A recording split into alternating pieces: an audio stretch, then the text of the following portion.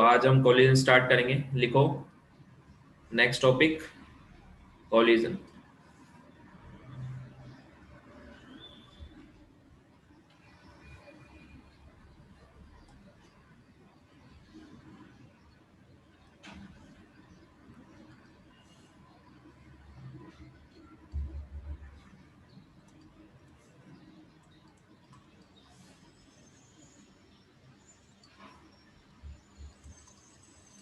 Collision, देखो collision क्या होता है।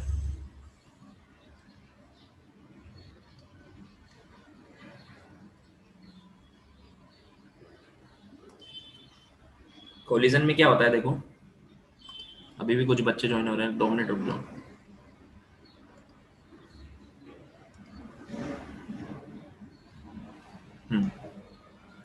देखो सबसे पहले कल हमने इम्पल्स पढ़ा था। What is impulse? Impulse is generally change in momentum. Impulse is momentum imparted by any force, है ना। impulse is what is impulse? Impulse is momentum imparted by any force in a given time is called impulse. So impulse और change in momentum equal होता है। तो हमने change in momentum और impulse निकालना सीखा था। उसके दो फॉर्मूले थे, एक था F into T that is for constant force, है ना, और एक होता है इंटीग्रेशन F dt, वो किसके लिए यूज करते हैं? if force is variable। तो impulse से रिलेटेड हमने कल क्वेश्चन पढ़े थे, समझ में आया था सबको impulse क्या होता है? ओके देन फिर हमने Yes, देखा sir. था कि दो तरह के फोर्स होते हैं, एक होता है इंपल्सिव फोर्स और एक होता है नॉन इंपल्सिव फोर्स। दोनों में क्या डिफरेंस होता है? Impulsive force can change the momentum of a body in a very short time interval. Impulsive force can change the momentum of a body in a very short time interval, उसको क्या बोलते हैं? Impulsive force. तो ऐसे force जो होते हैं जिनका मैग्नीट्यूड बहुत ज्यादा होता है, ये बहुत कम देर में बहुत ज्यादा मोमेंटम चेंज कर देते हैं, ऐसे फोर्स को हम क्या बोलते हैं? Impulsive force. तो मैंने आपको बताया था जब भी मोमेंटम कंजर्वेशन हम कब कर सकते हैं? If external forces are impulsive in nature, तो हम मोमेंटम कंजर्व नहीं कर सकते। But if external forces are non impulsive, मैंने बताया था कब कौन से फोर्स इंपल्सिव होते हैं, कौन से नॉन इंपल्सिव, मैंने समझाया था कैसे पहचानते हैं। तो अगर इंपल्सिव फोर्सेज लग रहे हैं जैसे gravitational force mg, spring force kx, ये सब क्या होते हैं? Non impulsive. तो जब भी ऐसे फोर्स लग रहे हैं तो हम मोमेंटम कंजर्व कर सकते हैं। समझ में आया क्या? और अगर एक्सटर्नल फोर्स इंपल्सिव है, जैसे एक स्ट्रिंग वाला क्वेश्चन किया था, उसमें स्ट्रिंग में इंपल्स आ रहा था, इंपल्सिव फोर्स आ रहा था स्ट्रिंग में। मैंने बताया था स्ट्रिंग में जो टेंशन होती है दैट कैन बी इंपल्सिव और नॉन इंपल्सिव। कैसे पता लगाते हैं कि इंपल्सिव है या नॉन इंपल्सिव है? झटका आया तो हाँ, इम्पल्सिव, नहीं आया तो अगर अनइम्पल्सिव। अगर मान लो आपको ऐसा फील हो रहा है कि स्ट्रिंग में झटका लगेगा एकदम से, तो दैट इज वो इंपल्सिव फोर्स है। वो झटका जो है वो इंपल्सिव है, ज्यादा मैग्नीट्यूड है उसका। समझ में आया क्या? तो इंपल्सिव अगर फोर्स एक्सटर्नल तो हम मोमेंटम कंजर्व नहीं करा सकते। तो उस क्वेश्चन में हमने पूरे सिस्टम लिया था, तो उसमें फिर वो झटका जो इंटरनल जो इंपल्सिव फोर्स जो बन रहा था टेंशन, वो इंटरनल हो गया था। तो इंटरनल फोर्स कुछ भी हो, इंटरनल फोर्स से मोमेंटम चेंज नहीं हो सकता। समझ में आया क्या? इतना हमने लास्ट क्लास में देखा था, ठीक है। Then now collision. कोलिजन क्या होता है, देखो जैसे मान लो कि ये एक ऑब्जेक्ट है, ये एक बॉल है मान लो,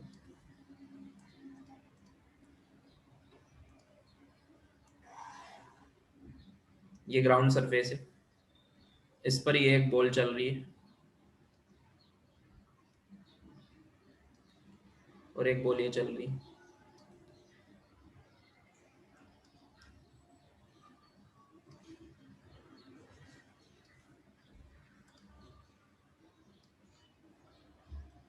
मान लो इसकी स्पीड है u1 और इसकी है u2, है ना। इफ अगर मैं आपसे बोलूं u1 is greater than u2, तो क्या होगा बताओ? Collision होगा। कोलिजन। पीछे से बॉल इस पे टकराएगी, दोनों एक ही लाइन में चल रही है, पीछे से पीछे वाली बॉल इस पे टकराएगी, फिर उसके बाद क्या होगा?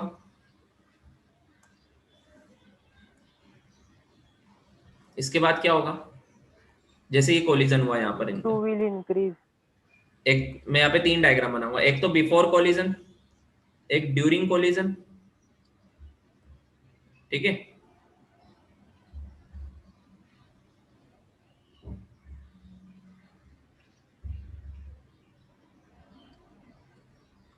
एक ड्यूरिंग कोलिजन बनाऊंगा, एक तो बिफोर कोलिजन बनाऊंगा।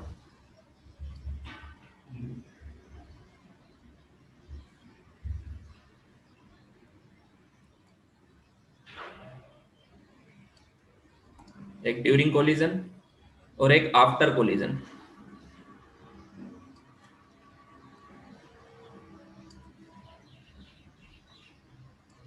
आफ्टर बताओ, कोलिजन से इनकी वेलोसिटी चेंज होगी कि नहीं होगी? होगी होगी। होगी।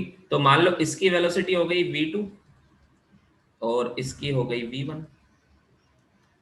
u1 से v1 हो गई फर्स्ट वाली बॉल की, और जो जिसकी u2 थी इसकी v2 हो गई।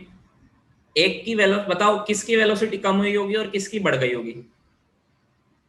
V1 की कम होगी। हाँ, फर्स्ट वाले पार्टिकल पर देखो, ये जब कोलिजन हो रहा होगा तो फर्स्ट वाले पर फोर्स किधर लगेगा? ऐसे। और आगे वाले पर कैसे लगेगा? ऐसे। ऐसे लगेगा ना नॉर्मल, कोलिजन के टाइम पर लगेगा अच्छा। नहीं? तो जो बॉल आगे जा रही थी उस पर पीछे फोर्स लग रहा है तो उसकी वेलोसिटी कम हो जाएगी, है ना? और जो आगे जा रही थी उस पर पीछे से फोर्स लगाया उसने इस तरफ, तो उसकी वेलोसिटी बढ़ जाएगी। तो finally v2 will be greater than v1 हो जाएगा। होगा कि नहीं होगा? Yes sir. तो मुझे बताओ, दोनों बॉल के मोमेंटम चेंज हुए या नहीं हुए? पहली वाली बॉल का हुए। मोमेंटम था, मान लो हुए। इसका मास है m1, इसका मास है m2। तो पहली वाली बॉल का मोमेंटम था m1 u1, वो बाद में हो गया m1 v1। m1 u1 से कितना हो गया? m1 v1। इसका मोमेंटम कम हो गया। और जो दूसरी वाली बॉल थी m2 u2, उसका मोमेंटम हो गया m2 v2, इसका मोमेंटम बढ़ गया। बताओ मोमेंटम में चेंज आया कि नहीं आया? आया। दोनों की अलग अलग मैं बात कर रहा हूं। एक की वेलोसिटी कम हो गई, इसका मोमेंटम कम हो गया। क्यों? क्योंकि उस पर अपोजिट डायरेक्शन फोर्स लग रहा है। और एक का बढ़ गया। What about total momentum? System का टोटल मोमेंटम, उसमें चेंज आएगा कि नहीं आएगा? नहीं आएगा। नहीं आएगा। नहीं आएगा। टोटल मोमेंटम मतलब ये तो इंडिविजुअल मोमेंटम विल चेंज, एक का कम होगा एक का बढ़ेगा, बट टोटल मोमेंटम तो सेम ही रहेगा before collision and after collision. रहेगा या नहीं रहेगा? बताओ क्यों? Yes sir. ऐसा क्यों? एक्सटर्नल फोर्स इंटरनल फोर्स कि जब इनका कोलिजन हुआ तब कोई एक्सटर्नल फोर्स तो लगा ही नहीं। mg जो लग रहा है वो तो y में लग रहा है, ये तो x में चल रहे हैं, है ना? समझ में आया? और Yes. mg वैसे भी नॉन इंपल्सिव होता है तो उससे डरने की जरूरत नहीं है। समझ में आया क्या? सो ड्यूरिंग कोलिजन क्या बताओ, कोई एक्सटर्नल फोर्स लग रहा है क्या? No sir. If there is no, तो यहाँ पे क्या लिखूं? But net force is equal to 0 on the system, है ना? ये तो मैंने इंडिविजुअली लिखा है इधर तो, बट मैं फोर्स सिस्टम अगर बोलूं पूरे सिस्टम के हिसाब से तो नेट फोर्स 0 है। तो momentum P final is equal to P initial होगा। मतलब क्या बोलूं मैं? फाइनल मोमेंटम क्या होगा? इसका मास है m1, इसका मास है m2, तो फाइनल मोमेंटम क्या होगा? फाइनल मोमेंटम होगा m1 v1 plus m2 v2। होगा कि नहीं होगा? और इनिशियल मोमेंटम क्या? m1 u1 plus m2 u2। बताओ ये इक्वेशन सही है क्या मैंने जो लिखी? Yes sir. Yes sir. मतलब हो क्या रहा है यहाँ पर? टोटल मोमेंटम तो सेम है, कांस्टेंट है, बट एक का कम हो रहा है एक का बढ़ रहा है। जितना एक का कम होगा उतना दूसरे का बढ़ जाएगा। मतलब रीडिस्ट्रीब्यूशन ऑफ मोमेंटम हो रहा है। समझ में आया क्या? Yes sir. मोमेंटम का रीडिस्ट्रीब्यूशन हो रहा है, एक का मोमेंटम बढ़ रहा है तो दूसरे का कम हो रहा है, बट टोटल सेम है। एक के पास से मोमेंटम दूसरे में शिफ्ट हो रहा है, ये होता है कोलिजन में। एक बॉडी का मोमेंटम दूसरी बॉडी में शिफ्ट हो जाता है। समझ में आया क्या? Yes sir. हाँ हाँ। अब कुछ लोग सोच रहे होंगे कि या तो शायद मैंने ये ड्यूरिंग कोलिजन, ये देखो ये तो before collision, this is during collision. कुछ सोच रहे होंगे सर ने या तो गलती से छोटी सी बॉल बनाई, साइज कम कर दी उसकी, है ना? मैंने जान करके छोटा बनाया during collision, and this is after collision. क्यों? अभी समझाऊंगा मैं। तो just before collision and after collision momentum same रहता है, इसमें किसी को डाउट नहीं होना चाहिए। समझ में आया क्या? और एक का मोमेंटम बढ़ जाता है और दूसरे का कम हो जाता है, इसमें भी किसी को डाउट नहीं होना चाहिए। समझ में आ गया? Yes sir. हाँ, यस सर। ठीक है। अभी देखो कोलिजन में वो बॉल को छोटा बनाया क्यों? देखो जनरली क्या होता है, जब दो बॉल एक दूसरे को टकराती है तो एक दूसरे को जो कोलाइडिंग फोर्स जो नॉर्मल मैंने दिखाया है, इसका मैग्नीट्यूड बहुत ज्यादा होता है। मैंने बताया था ना तुमको, जो कोलाइडिंग फोर्सेस होते हैं वो इंपल्सिव होते हैं इन नेचर। कैसे होते हैं? इंपल्सिव। तभी तो सोचो इतनी कम देर में कोलिजन कितनी देर तक हुआ होगा? बहुत कम देर तक, फ्रैक्शन ऑफ सेकेंड्स। तो मोमेंटम शिफ्ट हो गया, एक बॉडी से दूसरी बॉडी में चला गया थोड़ा सा, या जितना भी गया मोमेंटम चेंज हुआ ना, सिस्टम का चेंज नहीं हुआ क्योंकि इंटरनल है। बट अलग अलग बॉडी का तो मोमेंटम एक का कम हो गया, एक का बढ़ गया, इतनी कम देर में हुआ कि नहीं हुआ? Means it is a impulsive force. जो नॉर्मल है कोलाइडिंग फोर्स है, ये इंपल्सिव फोर्स है कि नहीं है? समझ में आया क्या? Yes sir. मैं तुम्हें कोलिजन थ्योरी समझा रहा हूँ, इसकी एक थ्योरी होती है, ठीक है? उसको समझने का ट्राई करो। तो जब कोलिजन होता है, एक बॉल ऐसे, चाहे सामने ऐसे भी हो सकता है, या फिर इस केस में एक बॉल ऐसे जा रही है और ये पीछे से टकराई, ऐसे भी हो सकता है ना? एक और होता है ओब्लिक, जो एंगल पे होता है, वो भी मैं पढ़ाऊंगा बाद में, पहले बेसिक समझो कि जब कोलिजन होता है, चाहे ऐसे हो या फिर ऐसे जाके ऐसे हो, तो इनके बीच में ऐसे नॉर्मल लगता है। लग रहा है, दिख रहा है सबको? Yes sir. ये नॉर्मल इंपल्सिव होता है, ये भी सबको समझ में आ गया। इंपल्सिव मतलब इसका मैग्नीट्यूड बहुत ज्यादा होता है। समझ में आया क्या? बहुत हाई होता है। अब इतने हाई मैग्नीट्यूड्स के फोर्स जब इन पे लगते हैं तो इनका शेप डिफॉर्म होता है थोड़ा सा। क्या होता है? डिफॉर्म। हाँ। अब वो बॉडी का नेचर कैसा है उस पर डिपेंड करता है कि कितना वो डिफॉर्म होगी। समझ में आया क्या? देखो मैंने छोटा बनाया, उसको थोड़ा सा डिफॉर्म बनाया मैंने ड्यूरिंग कोलिजन। समझ में आया? पिचक जाती है, Yes, मतलब ऐसे sir. समझो। जैसे हार्ड बॉल जो होगी वो आपको दिखेगी नहीं, जैसे लेदर की बॉल है, हमने बैट से शॉट मारा तो आपको दिखेगा नहीं उसमें कितना डिफॉर्मेशन हुआ, लेकिन होता है। समझ में आया क्या? मैंने क्या बोला, सुना सबने? यस। हाँ। तो वो डिफॉर्मेशन की वजह से वो बॉल वहां पे मैंने छोटी बनाई। वो जैसे मैं तुमसे एक एग्जांपल बोलूं, एक एग्जांपल से समझो। सबसे पहले तो समझो ड्यूरिंग कोलिजन क्या होता है? डिफॉर्मेशन होता है। अब मुझे बताओ, जब भी किसी बॉडी को डिफॉर्म करना हो तो एनर्जी लगती है या नहीं लगती? लगती। जैसे स्प्रिंग को भी कंप्रेस करते हैं तो एनर्जी लगती है या नहीं लगती? लगती है ना? हाँ, स्प्रिंग को कंप्रेस करना, दैट इज, स्प्रिंग का भी तो शेप हम चेंज करते हैं, उसको डिफॉर्म करते हैं तो एनर्जी लगती। तो मुझे बताओ यहाँ पर जब ड्यूरिंग कोलिजन जब बॉडीज डिफॉर्म होती तो उसमें भी कुछ एनर्जी लगी होगी। समझ में आया क्या? हाँ सर। हाँ। तो वो एनर्जी कहां से आई होगी?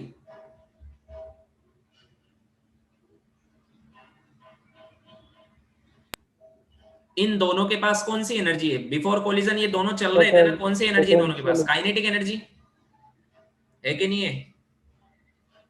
हाँ सर। तो जब इनका कोलिजन होता है तो वो काइनेटिक एनर्जी का कुछ पार्ट डिफॉर्म करने में यूज हो जाता है। क्या करने में यूज हो जाता है? काम में आ जाता है। डिफॉर्म। डिफॉर्म होती है ना, उसमें कुछ पार्ट उनका चला जाता है और इन बॉडीज के अंदर ड्यूरिंग कोलिजन स्टोर हो जाता है ऐसे। और स्टोर्ड फॉर्म को हम क्या बोलते हैं? Potential energy. तो इस तरह की ये पोटेंशियल एनर्जी को हम बोलते हैं डिफॉर्मेशन पोटेंशियल एनर्जी। कौन सी एनर्जी? Deformation potential energy. समझ में आया? जैसा स्प्रिंग में भी तो स्टोर होती है, उसको बोलते हैं स्प्रिंग पोटेंशियल एनर्जी। वैसी ये समझ लो, यूं समझ लो वही है। बट वहां क्या होता था, वहां पर जैसे हम उसको स्प्रिंग को छोड़ते थे एनर्जी पूरी मिल जाती थी। मिलती थी या नहीं मिलती थी? हाँ सर। Yes sir. क्योंकि वो स्प्रिंग होती थी इलास्टिक। कैसी होती थी वो? इलास्टिक। हमने स्प्रिंग को डिफॉर्म किया, एनर्जी स्टोर हुई इसमें, उसको छोड़ा, फिर से एनर्जी निकल गई स्प्रिंग के अंदर से। बट यहां पर ऐसा जरूरी नहीं है कि फिर से हमें वो एनर्जी मिल जाए। समझ में आया क्या? Yes sir. हाँ। अब देखो, तो क्या हुआ, जब ये कोलिजन से पहले इनके पास, दोनों के पास काइनेटिक एनर्जी थी, कितनी थी? Half m1 u1 square plus half m2 u2 square, इतनी थी सिस्टम के पास एनर्जी। समझ में आया क्या? हाँ सर। ये इनके पास काइनेटिक एनर्जी, इतनी एनर्जी से दोनों टकराए तो इसका कुछ पार्ट डिफॉर्मेशन पोटेंशियल एनर्जी में चला गया ड्यूरिंग कोलिजन, है ना। अब क्या होता है, अगर बॉडी इलास्टिक है, जैसे स्प्रिंग होती है, अगर बॉडी क्या है? इलास्टिक। समझ में आया क्या? कैसी बॉडी है? मेरे साथ बोलो जल्दी जल्दी। इलास्टिक है, Elastic. स्प्रिंग होती है, तो जितनी भी स्टोर्ड उसमें एनर्जी स्टोर हुई थी वो रिलीज हो जाती है फिर से। वो फिर से क्या हो जाती है? Release. रिलीज। समझ में आया? तो आफ्टर कोलिजन काइनेटिक एनर्जी उतनी होती है जितनी बिफोर कोलिजन। क्यों? क्योंकि जितनी भी वो काइनेटिक एनर्जी का लॉस हुआ था फॉर द डिफॉर्मेशन, वो फिर से रिगेन हो गया। वो फिर से क्या हो गया? रिगेन। जैसे स्प्रिंग में होता है, ऐसे कोलिजन को बोलते हैं इलास्टिक कोलिजन। ये बॉडीज पर डिपेंड करता है, अगर बॉडी इलास्टिक है तो। समझ में आया? Yes sir. हाँ, समझ में आया? और अगर रिगेन नहीं होती है तो उसको बोलते हैं इनइलास्टिक कोलिजन। सर हाँ बोलो। तो इलास्टिक कोलिजन को वापस बताओ ना। इलास्टिक कोलिजन फिर से बताता हूँ कि जैसे स्प्रिंग क्या होती है? इलास्टिक होती है। जैसे मैंने स्प्रिंग को कंप्रेस किया, उसमें एनर्जी स्टोर की, उसको छोड़ दिया, वो पूरी की पूरी एनर्जी फिर से रिगेन हो जाती है, मुझे वापस से मिल जाती है। समझ में आया क्या? स्प्रिंग अपनी पूरी एनर्जी दे देती है। आया क्या हाँ समझ? सर। वैसे ही अगर यहाँ पे बॉडी इलास्टिक है, स्प्रिंग जैसी, तो जब कोलिजन के टाइम पे उनका शेप चेंज हुआ, डिफॉर्म हुआ, तो कुछ एनर्जी उनने ले ली, जैसे स्प्रिंग लेती। हाँ समझ में आया क्या? समझ में आया? हाँ सर। और जैसे कोलिजन खत्म हुआ, वो एनर्जी उन्होंने फिर से दे दी, फिर से वो अपने पुराने शेप में आ गई। वो जैसे कोई ऐसी बॉल है जो पिचक गई, फिर जैसे कोलिजन खत्म हुआ फिर से फूल गई। समझ में आया क्या? हाँ सर। तो पिचकते वक्त उसने एनर्जी ली, और जैसे कोलिजन खत्म हुआ, जैसे फूली, फिर एनर्जी दे दी उसने, फिर से अपने पुराने शेप में आ गई, उसने पुराना शेप को रिगेन कर लिया। समझ में आया? समझ में हाँ आया? सर। तो अगर बॉडी डिफॉर्म हुई कोलिजन के टाइम पे और अपने पुराने शेप में फिर से आ जाती है, मतलब उसने कोई एनर्जी अपने पास नहीं रख रखी है। आया समझ में?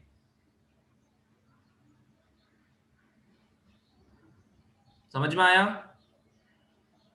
आवाज आ रही है कि नहीं आ रही है? Yes sir. तो ऐसे कोलिजन को बोलते हैं इलास्टिक कोलिजन। समझ में आया क्या? हाँ। और इलास्टिक कोलिजन में एनर्जी का लॉस नहीं होता है। बोलो, एनर्जी का कोई लॉस हुआ क्या इसमें? नो। No sir. नहीं हुआ। समझ में आया? तो जैसे मान लो इनके पास इनिशियली, मान लो दोनों के पास 100 जूल एनर्जी थी, दोनों के पास। Half m1 u1 square plus half m2 u2 square, मैंने निकाल के देखा, ये आया 100 जूल। मान लो इसमें से 40 जूल चली गई डिफॉर्मेशन पोटेंशियल एनर्जी में।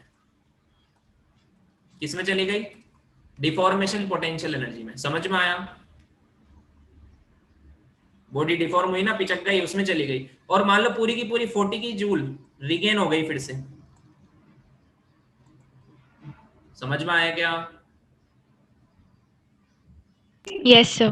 तो फिर final kinetic energy half m1 v1 square plus half m2 v2 square, बताओ कितनी हो जाएगी? फिर से 100 जूल हो जाएगी। 100. समझ में आया? Yes, sir. तो ऐसे कोलिजन को बोलते हैं इलास्टिक कोलिजन। क्या बोलते हैं? Elastic collision.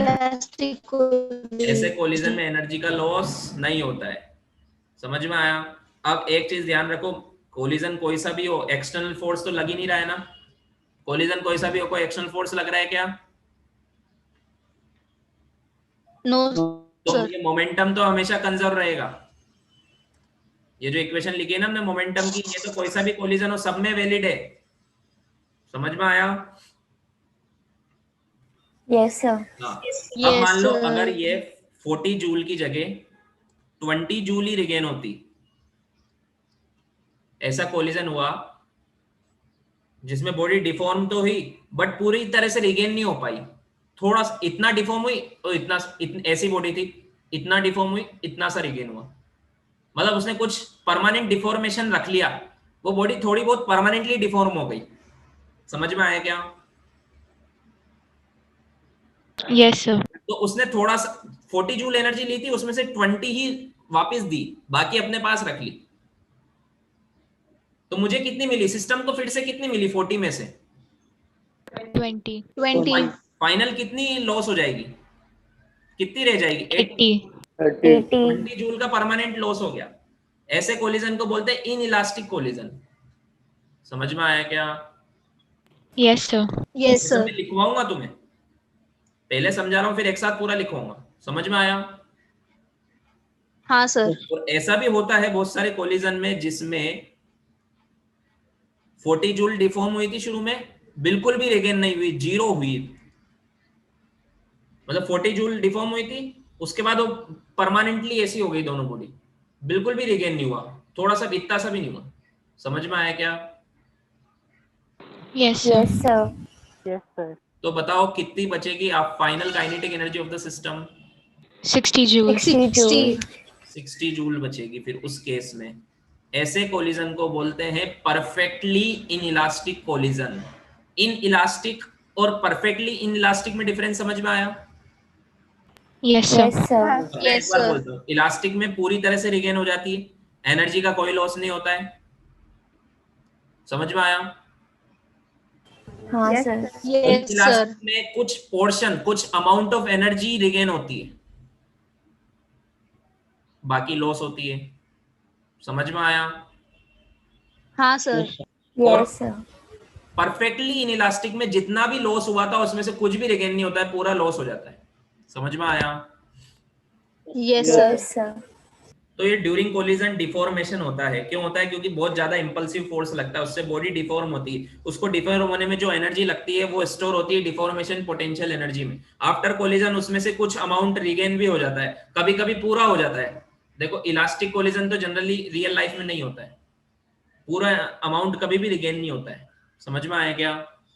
कुछ ना कुछ तो लॉस होगा, कुछ ना कुछ तो बॉडी परमानेंटली डिफॉर्म हो जाएगी। समझ में आया? Yes, sir. बट थ्योरेटिकली हम ऐसे क्वेश्चन आएंगे कि इलास्टिक कोलिजन है, मैक्सिमम इलास्टिक कोलिजन ही आएंगे। तो मुझे बताओ ये मोमेंटम कंजर्वेशन तो तीनों में वैलिड है कि नहीं है? मोमेंटम कंजर्वेशन तो तीनों में वैलिड है या नहीं है? है। बताओ काइनेटिक एनर्जी कंजर्वेशन तीनों में वैलिड है क्या? मतलब क्या मैं तीनों लिख सकता हूँ कि half m1 u1 square plus half m2 u2 square is equal to half m1 v1 square plus half m2 v2 square? Sir, plus deformation potential energy भी करना पड़ेगा। लॉस हो गया वो तो एनर्जी का, उसको मत काउंट करो, that is loss of energy. क्या मैं kinetic energy before collision and kinetic energy after collision, क्या तीनों टाइप के कोलिजन में बोल सकता हूँ क्या? नहीं। No, sir. इसमें बोल सकता हूँ।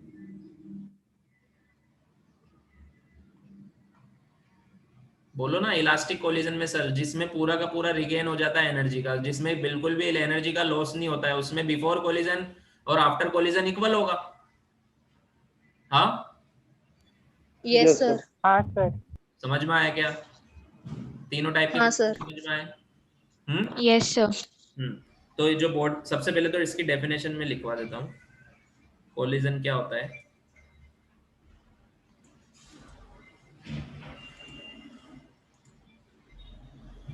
सबसे पहले इसकी डेफिनेशन लिखो।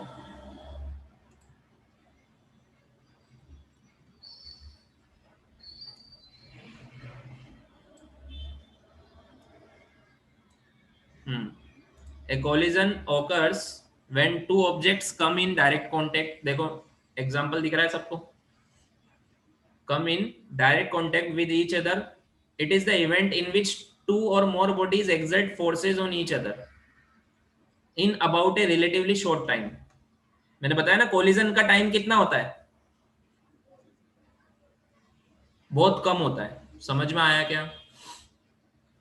Yes, sir.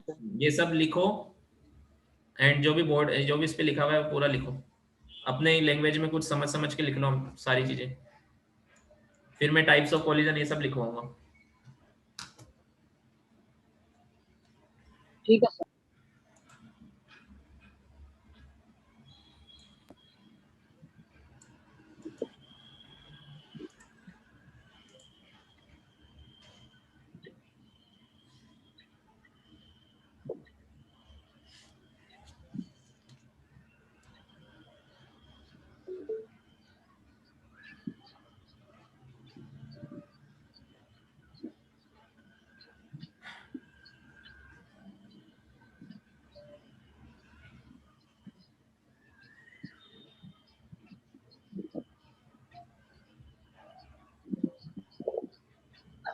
लिख लिया? सर इम्पल्स जीरो भी हो सकता है ना?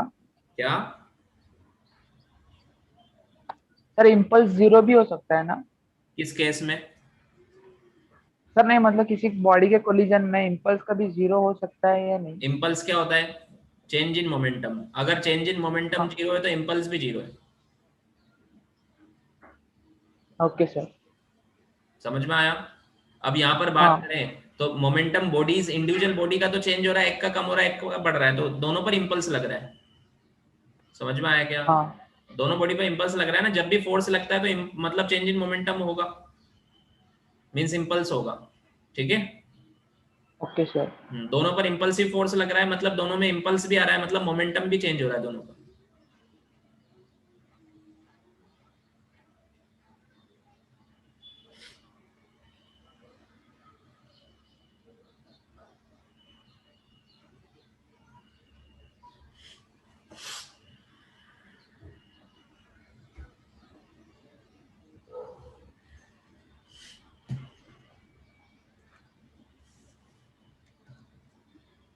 Done, sir. Done? No sir. Yes, sir. Sir wait. हाँ लिखो।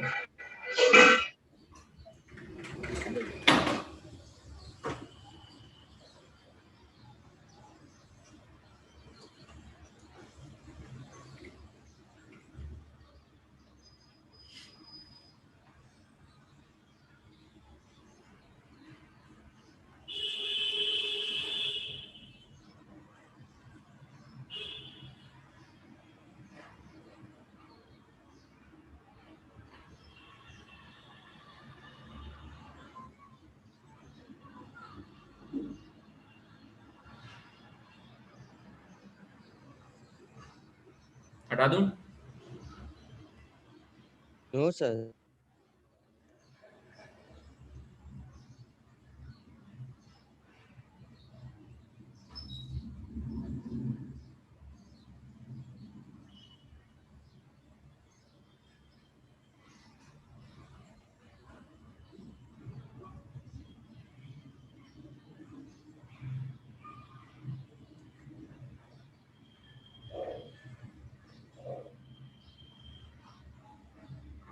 हो गया?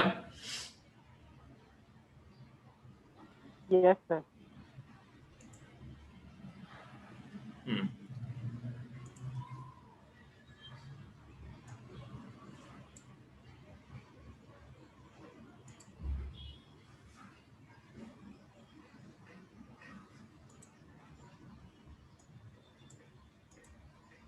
आशुतोष, अंधेरी का ऑफलाइन लेक्चर का तुम सेंटर पर पूछो, मुझे भी आइडिया नहीं है।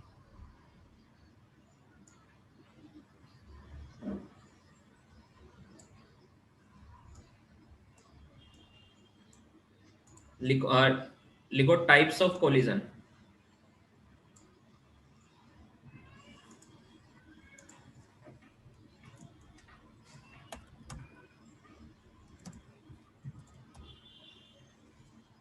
टाइप्स ऑफ कोलिजन मत लिखो, क्लासिफिकेशन ऑफ कोलिजन लिख लो।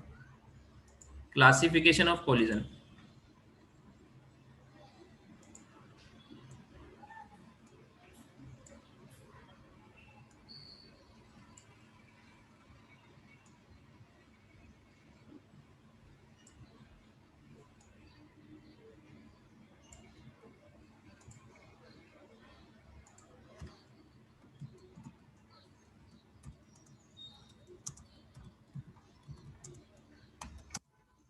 देखो, दो तरह से क्लासिफाई करते हैं हम। एक तो on the basis of energy, means energy का लॉस हो रहा है नहीं हो रहा है ना। और एक करते हैं on the basis of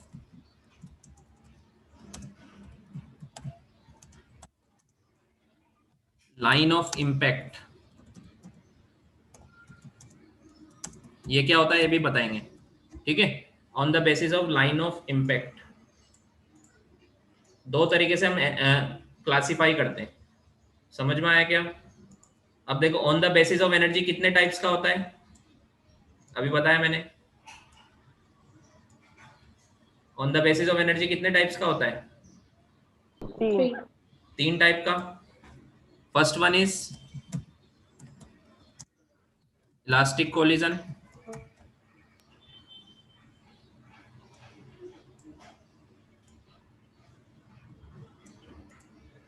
then second is Inelastic collision. Inelastic.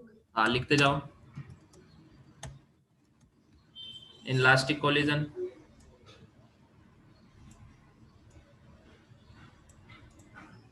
And third is Perfectly Perfectly inelastic. Yes. सबको समझ में आ गया पूरा, तीनों में क्या डिफरेंस है। अभी लिखा नहीं है वैसे बट मैंने समझा दिया है, समझ में आ गया सबको पूरा। Yes, sir. Perfectly inelastic collision, ठीक है। On the basis of line of impact ये दो टाइप का होता है।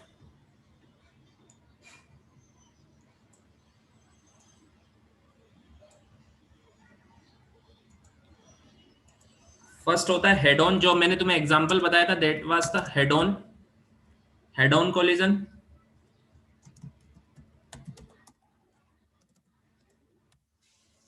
ठीक है, क्या अच्छे से बताऊंगा बाद में क्या होता है दोनों में difference. Next is oblique collision.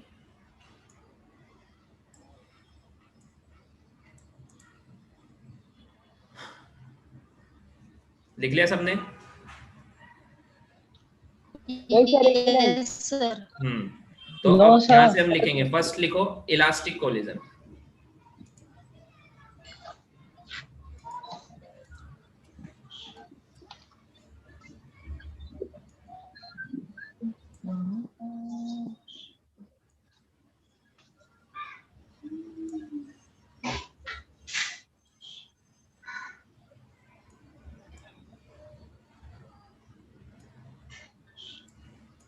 Elastic collision देखो, इलास्टिक कोलिजन क्या होता है। In this collision the colliding, सब मेरे साथ साथ पढ़ो, एक साथ, बाद में लिख लेना पहले। आपका आवाज आ रहा है। आवाज आ रही है मेरी, नहीं आ रही है क्या? आ रही है sir. सर आ रही है। देखो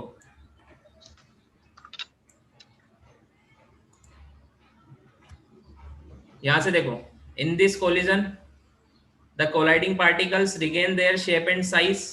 ठीक है, दिख रहा है स्पॉटलाइट? जो मैं पढ़ रहा हूं समझ में आ रहा है? जो मैंने बताया वही लिखा है। In this collision the colliding particles regain their shape and size completely after collision. समझ में आया क्या? Yes, sir. उनका शेप एंड साइज कंप्लीटली वो रिगेन कर लेते हैं, मतलब अपनी पूरी की पूरी एनर्जी वो फिर से सिस्टम को दे देते हैं, मतलब कोई भी एनर्जी का लॉस नहीं होता है। तो यही लिखा है, no fraction of mechanical energy remains stored as deformation potential energy in the bodies. समझ में आया क्या? Yes, sir. Thus kinetic energy of system after collision is equal to kinetic energy of system before collision। मतलब इसमें मैं क्या लिख सकता हूं, यहां पर इस तरह के कोलिजन में मैं क्या लिख सकता हूं, K initial is equal to K final, मतलब half m1 u1 square plus half m2 u2 square is equal to half m1 v1 square plus half m2 v2 square. समझ में आया क्या? ये इक्वेशन में कौन से कोलिजन में लगा सकता हूं? Elastic collision. Elastic collision. सब में नहीं लगा सकता, मैं इस कोलिजन में ही लगा सकता हूं बस। ठीक है, लिखो।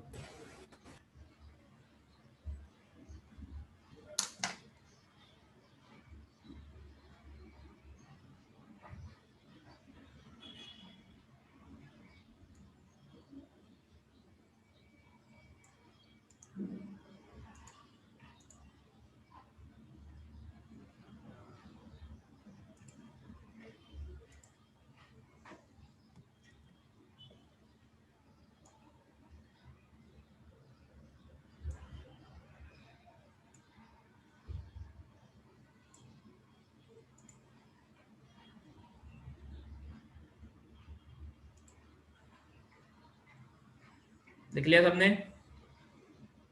No, sir. No, sir. No, sir. No, sir. लिखो लिखो लिखो। No, sir. Okay okay.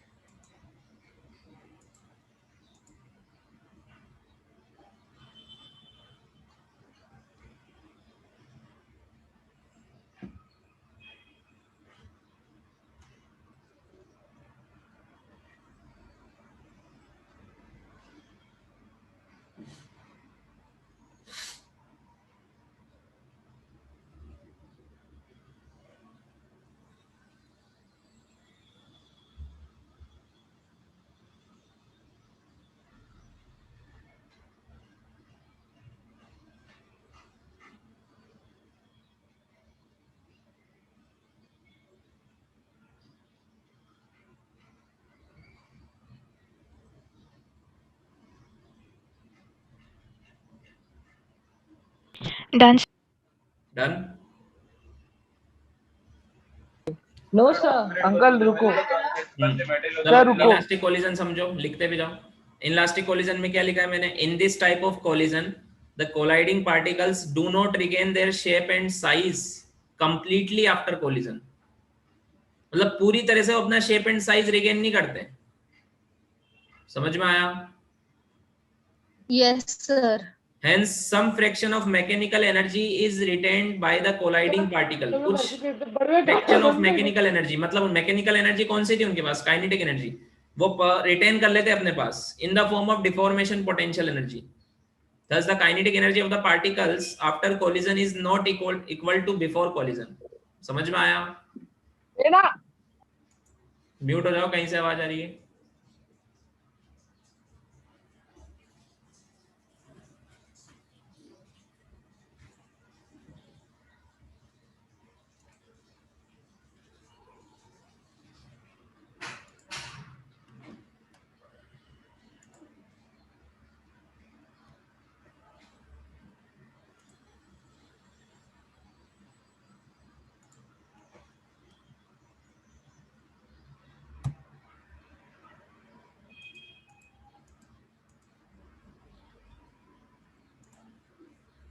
एक सेकंड रुको।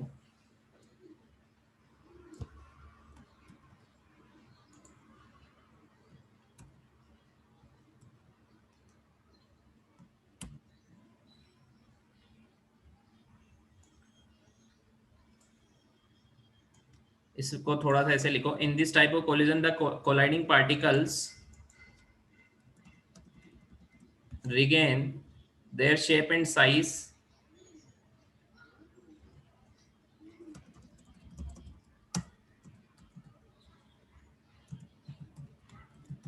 partially after collision। ठीक है, पार्शियली वो रिगेन करते हैं, बाकी नहीं करते। ठीक है, hence some fraction of mechanical energy is retained by the colliding particles. समझ में आया?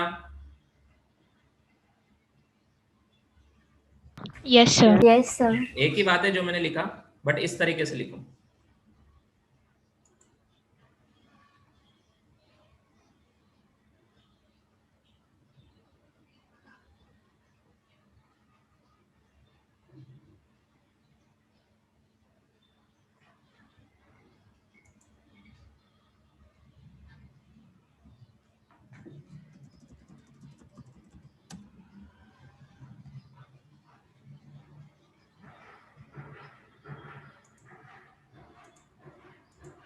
हटा दूं? No, sir. No, sir. हाँ लिखो।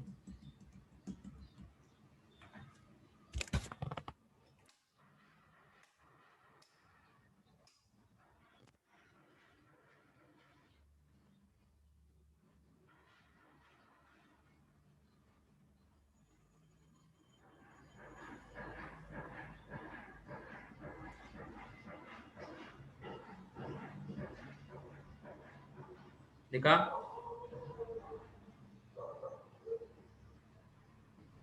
नहीं सर। No, sir. अभी इलास्टिक कोलिजन लिख रहा हूँ। लिखो।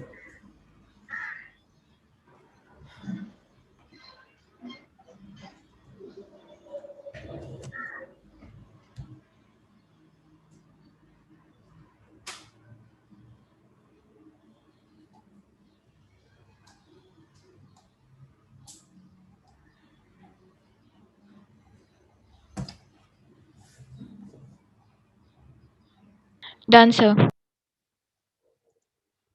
हटा दूं? No, sir. जल्दी लिखो यार।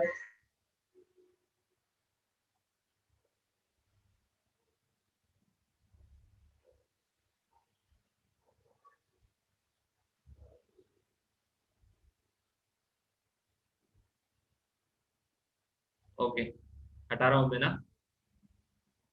देन अब कौन सा कोलिजन बचा है? Perfectly inelastic collision. Perfectly inelastic collision. सो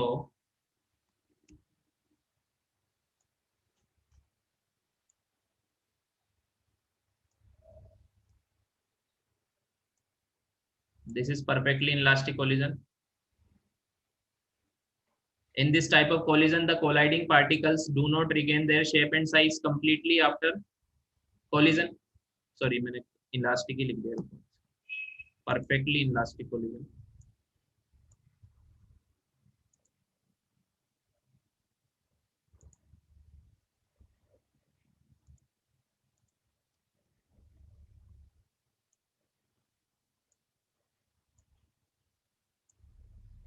Okay. Perfectly sir exam inelastic में लिखना collision. रहेगा तो शॉर्ट में लिख क्या? दे क्या? एग्जाम में लिखना रहेगा तो शॉर्ट में लिख दे क्या इसको? ऐसे लिखना है, शॉर्ट में ही तो लिखा है। In this type of collision, colliding particles do not regain their shape and size after collision. ठीक है? And all the mechanical energy is retained by the colliding particles. पूरी की पूरी मैकेनिकल एनर्जी वो रख लेते हैं अपने पास in the form of deformation. मतलब जितना भी लॉस हुआ था, जैसे मैं बोला था ना, एक एग्जांपल में 100 जूल था, 40 जूल का लॉस हुआ, 40 का 40 इन्हें रख लिया, तो फाइनल काइनेटिक एनर्जी जो रहेगी इस केस में वो मिनिमम हो जाएगी। समझ में आया? हाँ Yes, sir. ठीक है। इसमें इसमें एक लाइन और लिख लेना आगे।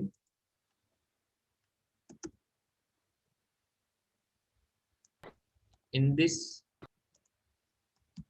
collision, the loss of energy is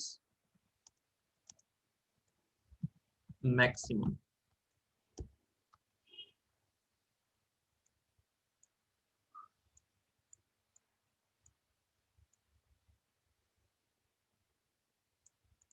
ठीक है, इसी में मैक्सिमम लॉस होता है। समझ में आया?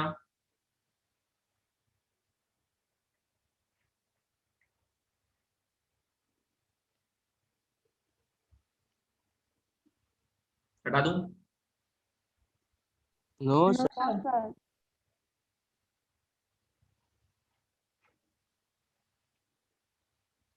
देन अब कौन सा पढ़ेंगे?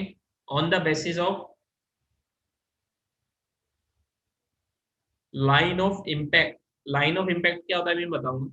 अच्छा चलो मैं एक एग्जांपल देता हूँ तुमसे, तुम मुझे बताना कौन से टाइप का कोलिजन है। मेरे पास 3 बॉल है, ठीक है। क्रेजी बॉल देखिए सबने? Yes, sir. हाँ सर। क्रेजी बॉल देखिए, जो बहुत ज्यादा जंप करती है ना। एक टेनिस की बॉल सबने देखी होगी, टेनिस या लेदर टेनिस की बॉल मान लो। और एक मैंने घर पे बनाई है होममेड आटे की बॉल। डो हम बनाते हैं ना, रोटी बनाने वाला आटा, उसकी गोल, उसको गोल गोल कर लो। समझ में आया? 3 बॉल है मेरे पास, ठीक है। यस तीनों को Yes, मैंने sir. इस साइड से ड्रॉप किया, तो मैंने देखा क्रेजी बॉल जहां से मैंने ड्रॉप किया यहीं से आके मेरे हाथ पे टच हो गई, मतलब यहीं तक आ गई, जितनी जिस हाइट से ड्रॉप किया था उसी हाइट तक आ गई। टेनिस की बॉल मैंने यहाँ से ड्रॉप किया था, यहाँ तक आई, ठीक है, ये हाइट, इस हाइट से मैं तीनों बॉल को ड्रॉप कर रहा हूँ। तो एक बॉल है क्रेजी बॉल, उसको मैंने यहाँ से ड्रॉप किया, वापस टकरा के यहीं आ गई, कोलिजन हुआ उसका ग्राउंड पे, यहीं तक आ गई। टेनिस की बॉल को भी यहाँ से ड्रॉप किया, यहाँ तक आई, यहाँ से टकरा के फिर यहाँ तक आई। समझ में आया, मतलब इतनी एनर्जी लॉस हुई उसमें। और आटे की बॉल वो तो वहीं चिपक गई। समझ में आया क्या, वो आएगी क्या ऊपर? No, sir. नहीं बताओ ये फर्स्ट वाला कौन सा कोलिजन, सेकंड वाला कौन सा कोलिजन और थर्ड वाला कौन सा कोलिजन? First First वाला वाला elastic, Elastic. second Second inelastic और inelastic. third और perfectly third inelastic. perfectly समझ में आया क्या? inelastic. हाँ, समझ में आया। काइनेटिक एनर्जी थर्ड वाले में मैक्सिमम लॉस हुई, ठीक है। तो हाँ, ये समझने के लिए एग्जांपल था, बट ऐसा मत मानना कि परफेक्टली इनलास्टिक में हमेशा बॉल रुक जाएगी, ऐसा जरूरी नहीं है। मैक्सिमम लॉस ऑफ एनर्जी होगा परफेक्टली इनलास्टिक में, ये पक्का है।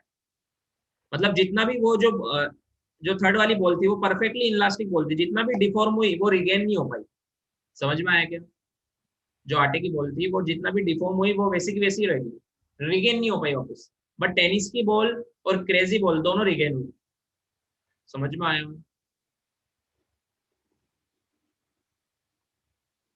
ठीक है, हटा दूं? No, sir. लिखो।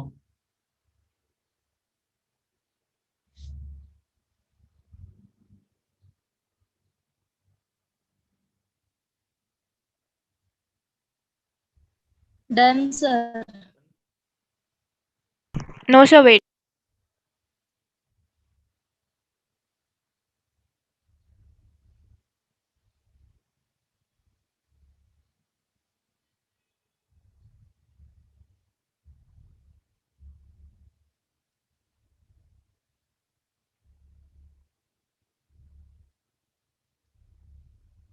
हटा दूं?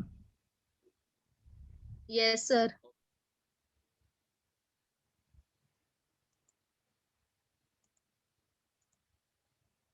एक सेकेंड रुको।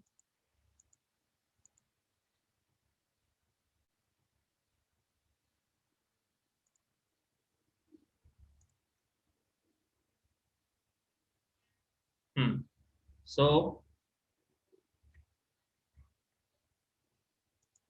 कौन सा on the basis of line of impact कौन सा कोलिजन होता है first? Head-on collision. Head on collision, ठीक है। अब ये हेड ऑन कोलिजन क्या होता है, इसमें वही डायग्राम बनाएंगे, वो हेड ऑन कोलिजन ही था जो हमने पहले बनाया था, फिर से बना लेते हैं एक बार। देखो, जब बॉल एक दूसरे को एकदम सामने से टकराती है वो हेड ऑन होता है। देखो कैसे, जैसे मान लो ये एक बॉल है और ये एक बॉल है,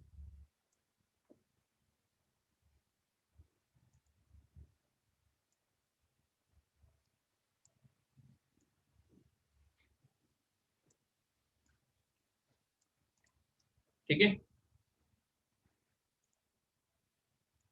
ये ऐसे जा रही है,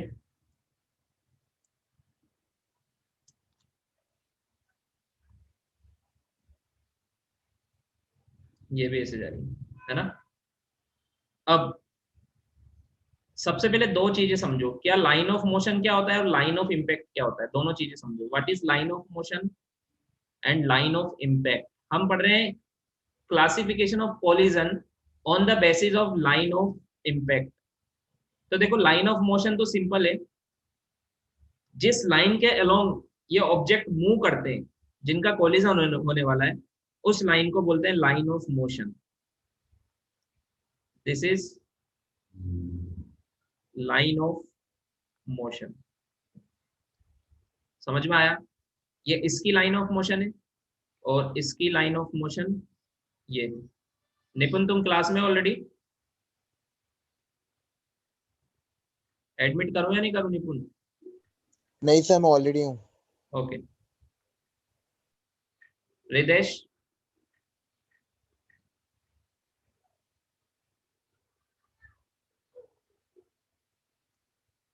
ठीक है।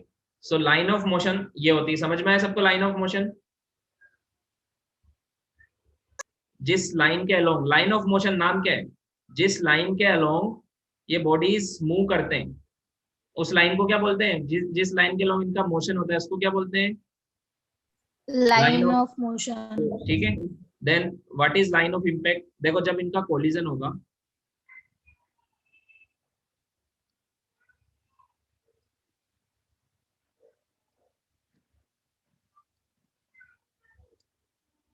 तो कोलिजन के टाइम पे ये एक दूसरे को क्या लगाएंगे? नॉर्मल। एक दूसरे को क्या लगाएंगे? नॉर्मल। इम्पैक्ट होगा इनके बीच में, सेंटर टू सेंटर नॉर्मल लगाएंगे। तो ये ऐसे नॉर्मल लगाएगा और इस पे पीछे लगेगा नॉर्मल, एक पर आगे और एक पर पीछे। समझ में आया? ऐसे लगेगा ना नॉर्मल। Yes, तो sir. इस नॉर्मल से नॉर्मल को लाइन ज्वाइन कर दो। इस लाइन को, जिस लाइन पर ये नॉर्मल लग रहा है, मतलब जिस लाइन पर इम्पैक्ट हो रहा है, जिस लाइन पर वो टकरा रहे हैं। समझ में आया क्या? Yes, sir. इसको बोलते हैं line of impact. Line of impact. अब मुझे बताओ यहाँ पे लाइन ऑफ मोशन और लाइन ऑफ इम्पैक्ट सेम है या अलग अलग है? Same है। सेम है। जिस लाइन पर चल रहे हैं उसी लाइन पर इम्पैक्ट, इसी लाइन पर तो इम्पैक्ट आने वाला है, इसी लाइन पर तो कोलिजन होने वाला है। समझ में आया क्या? Yes. हाँ, Yes. जिस लाइन पर चल रहे हैं उसी लाइन पर कोलिजन होने वाला है। तो इसको यहाँ पर line of impact and line of motion क्या है? सेम।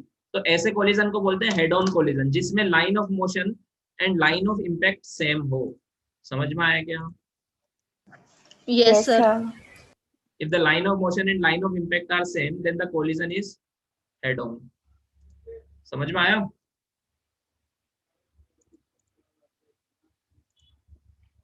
समझ में आया? Yes sir. Yes, sir. जैसे मुझे एक और एग्जांपल बताओ, ये लिखो।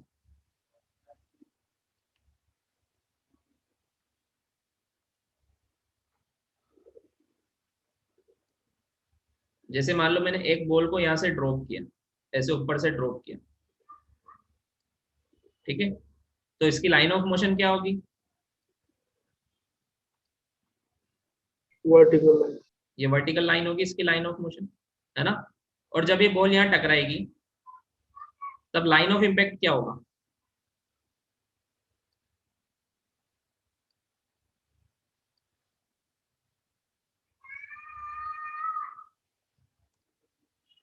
तब लाइन ऑफ इम्पैक्ट क्या होगा?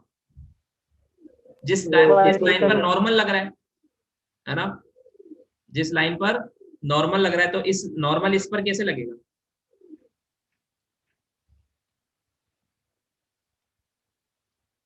नॉर्मल इस पर कैसे लगेगा? इसी लाइन के अलोंग तो लगेगा।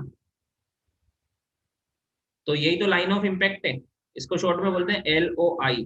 और ये लाइन ऑफ मोशन है LOM। दोनों एक ही है ना? बताओ। Yes. Yes sir. दोनों एक ही है ना। So it is also a head on collision. समझ में आया? लिख लो।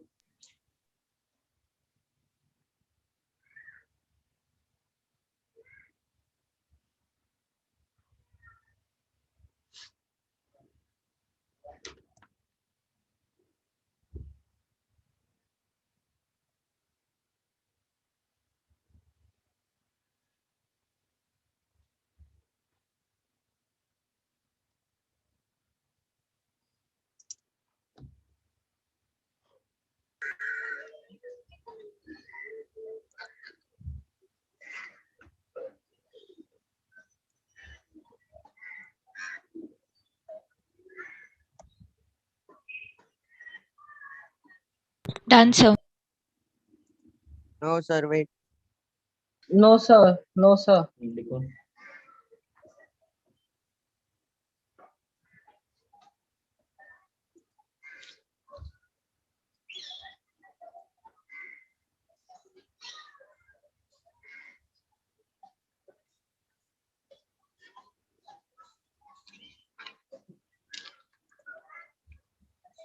लिख लिया? Sir, हेड ऑन मतलब क्या सामने सामने से आएंगे हाँ, क्या? आमने सामने से। हेड ऑन मतलब एकदम आमने सामने। कोलिजन फिर कोलिजन होके दूसरे अपने ये हो जाएंगे क्या? जोर से बोलो, एक तो वॉइस मतलब बहुत कम आ रही है। रिपल्शन हेड हो ऑन जाएगा। मतलब एकदम सामने से। और नेक्स्ट हम पढ़ेंगे ऑब्लिक, वो साइड से टकराती है बॉल। ठीक है। हेड ऑन मतलब एकदम सामने से, जैसे एक ट्रक से एक कार टकरा है एकदम सामने से, उसको बोलते हैं हेड ऑन कोलिजन। ठीक है।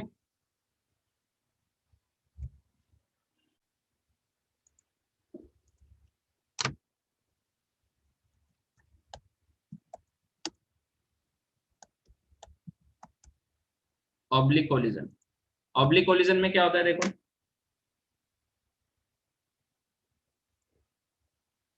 जैसे एक बॉल इधर जा रही है, ठीक है,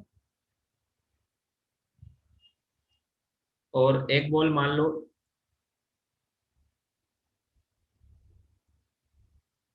ऐसे इधर से आ रही है मान लो, तो बताओ ये दोनों आमने सामने से टकराएंगी या फिर साइड से? साइड से। साइड से। साइड से। साइड से टकराएंगी दोनों। इसका लाइन ऑफ मोशन ये है, ठीक है, ये तो लाइन ऑफ मोशन है दोनों का, ये इसका लाइन ऑफ मोशन है ना। अब जब ये टकराएंगी तो देखो कैसे टकराएंगी।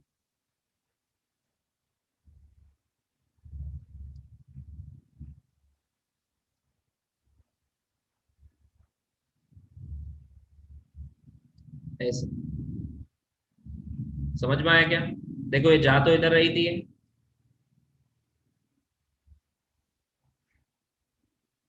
ये जा ऐसे रही थी इधर, ये ऐसे जा रही थी, बट कोलिजन कैसे हुआ?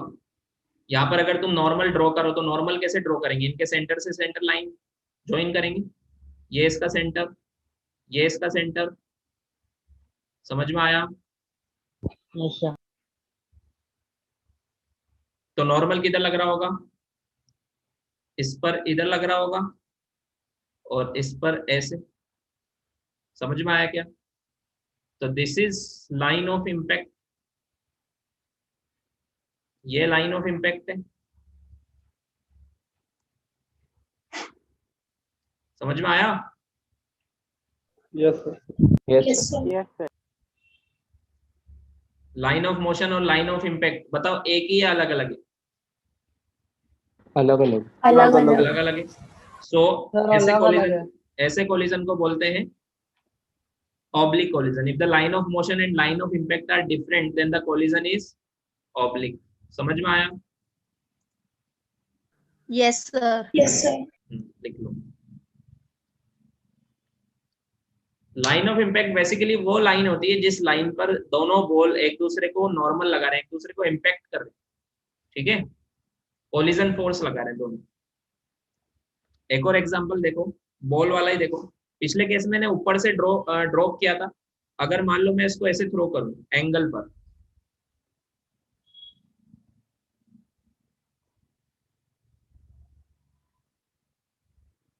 एक बॉल है,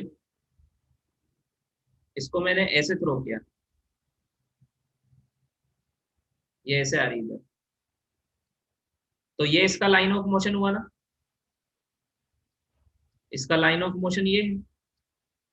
अब जब ये बॉल यहाँ टकराएगी,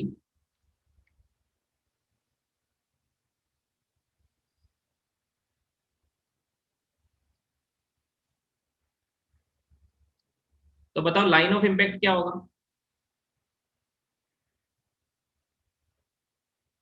वर्टिकल। वो तो वर्टिकली होगा, नॉर्मल तो इस पे वर्टिकली लगेगा ना। समझ में आया? Yes sir. तो इस पे नॉर्मल,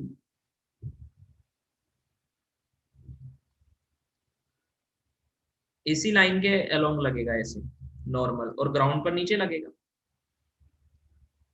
तो यहाँ पर ये लाइन ऑफ इम्पैक्ट है। बताओ दोनों एक ही लाइन, सेम सेम लाइन पर है या अलग अलग है? अलग अलग अलग। अलग अलग। ये ओब्लिक कोलिजन है। समझ में आया क्या? Yes yes sir. सर। बना लो।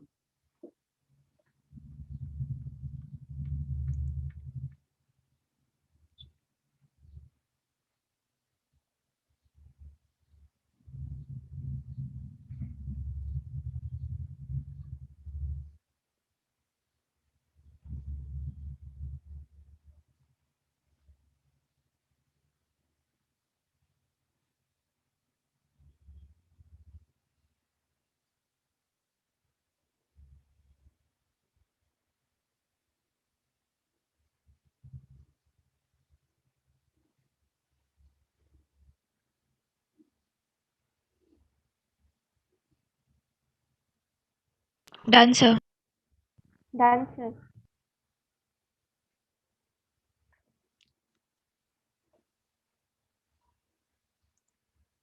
हटा दूं? Yes, sir. अब लिखो नेक्स्ट टॉपिक। सो हमने टाइप कोलिजन क्या होता है पढ़ा, टाइप्स ऑफ कोलिजन कितने, classification of collision basically on the basis of energy and on the basis of line of impact, है ना। सो ये दोनों तरह के कोलिजन आएंगे, head on elastic. Head on elastic का मतलब क्या होगा, आमने सामने से टकरा रही है, और कोलिजन इलास्टिक मतलब कोई एनर्जी का लॉस नहीं हो रहा है, ठीक है। ऑब्लिक इलास्टिक कोलिजन मतलब साइड से टकरा रही है बट कोई एनर्जी का लॉस नहीं हो रहा है। समझ में आया? जब भी क्वेश्चन Yes, लिखना है sir. तो उसमें Yes, लिखा है sir. ये इस टाइप का कोलिजन है, ठीक है। अब नेक्स्ट टॉपिक लिखो, इसी में कोलिजन ही चल रहा है, कोफिशिएंट ऑफ रेस्टिट्यूशन।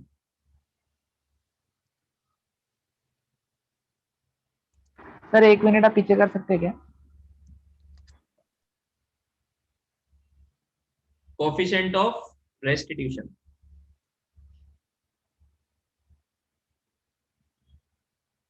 हो गया सर।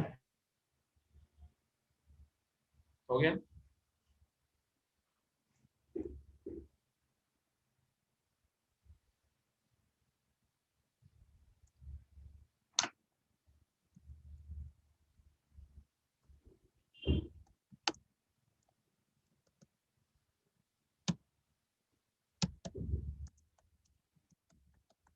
कोफिशिएंट ऑफ रेस्टिट्यूशन, ठीक है। ये क्या होता है देखो,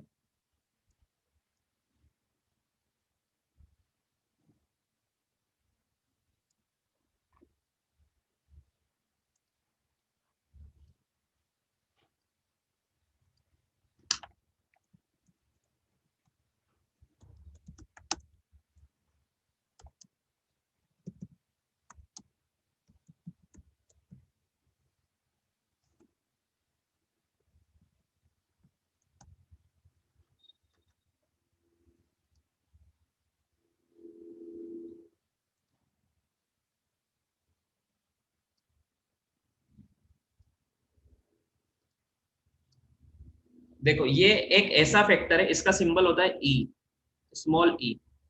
इसका फॉर्मूला मैं लिखता हूँ पहले, ई इक्वल टू क्या होता है। ये ऐसा फैक्टर है जो आपको बताएगा कि किस टाइप का कोलिजन है। इसको देख के, जैसे मैं बोलता हूँ e equal to 1 elastic collision के लिए होता है, e equal to 0 perfectly inelastic के लिए होता है, e equal to 0 to 1 inelastic के लिए होता है। तो इससे हमें पता लग जाएगा किस टाइप का कोलिजन है। तो ये कैसे निकालते हैं हम, कोफिशिएंट ऑफ रेस्टिट्यूशन क्या होता है ये देखते हैं। So it is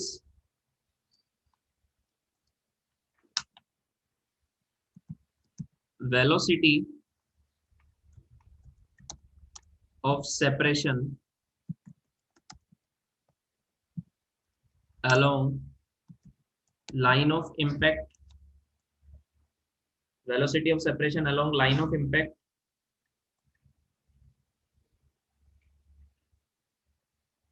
divide by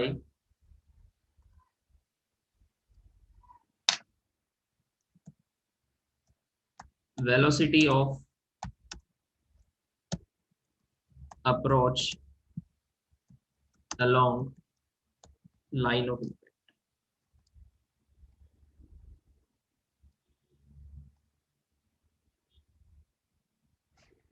ठीक है। E इज इक्वल टू क्या होता है, velocity of separation along line of impact upon velocity of approach along line of impact. समझ में आया? आवाज आ रही है सबको मेरी? Yes, sir. हाँ सर। अब ये हाँ, क्या होता है, sir. Velocity of separation, velocity of approach मैंने आपको पहले भी पढ़ाया कैसे निकालते हैं। जैसे मान लो, फिर से डायग्राम बनाता हूँ मैं एक बार, कि जैसे मान लो कि ये दो बॉल है जिनका कोलिजन होने वाला है। एक बॉल ये बिफोर कोलिजन और ये आफ्टर कोलिजन। जैसे मान लो बिफोर कोलिजन ये u1 से आ रही थी और इसकी स्पीड थी u2। आफ्टर कोलिजन इसकी स्पीड हो गई v1 और इसकी हो गई v2, है ना। कोलिजन तभी होगा if u1 is greater than u2, है ना। और आफ्टर कोलिजन v2 बड़ा हो जाएगा v1 से। समझ में आया क्या?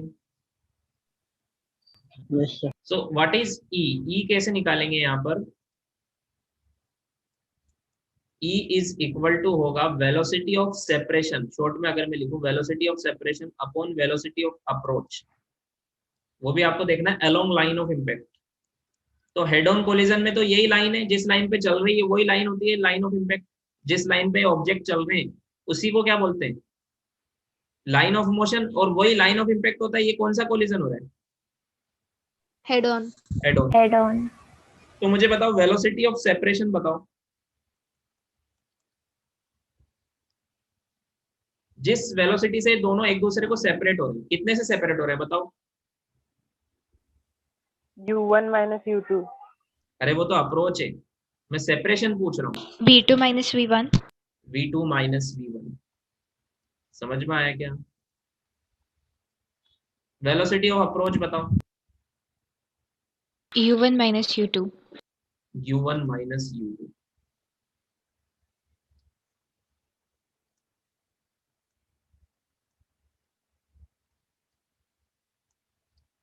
ठीक है। तो E का फॉर्मूला क्या आएगा, V2 minus V1 upon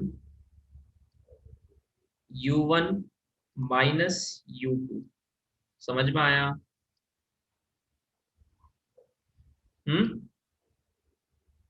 yes sir. अब देखो for elastic collision, elastic collision में क्योंकि एनर्जी का कोई लॉस नहीं होता है, तो जिस वेलोसिटी से ये दोनों अप्रोच कर रहे थे उसी वेलोसिटी से सेपरेट हो जाते हैं। Means for elastic collision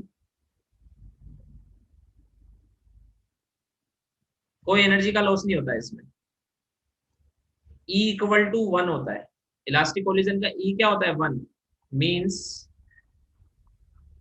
velocity of separation is equal to क्या होता है, वेलोसिटी ऑफ अप्रोच। समझ में आया। Yes sir. For inelastic collision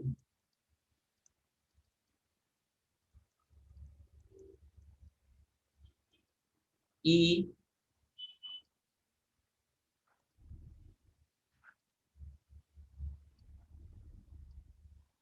less than 1 होता है और ग्रेटर देन 0 होता है, क्योंकि 0 परफेक्टली इलास्टिक में होगा, इसमें कुछ अमाउंट ऑफ एनर्जी रिगेन होती है बट पूरी नहीं होती, इसलिए E इक्वल टू 1 नहीं होता, इसमें 1 से कम होता है। अगर पूरी हो जाए रिगेन तो 1, अगर बिल्कुल भी ना हो रिगेन तो 0, अगर बीच में हो तो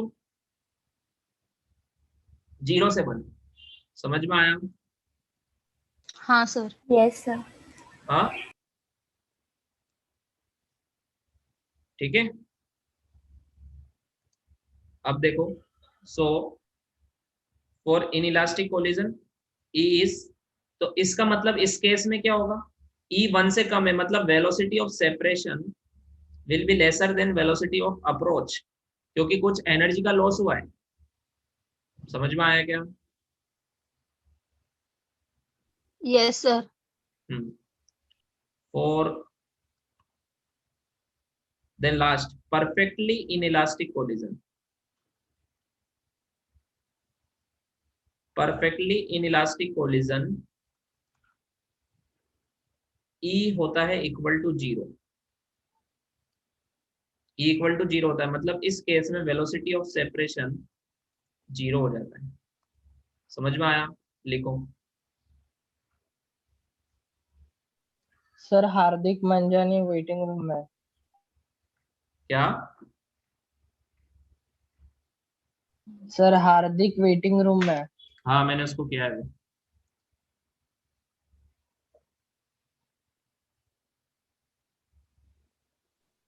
लिख लिया।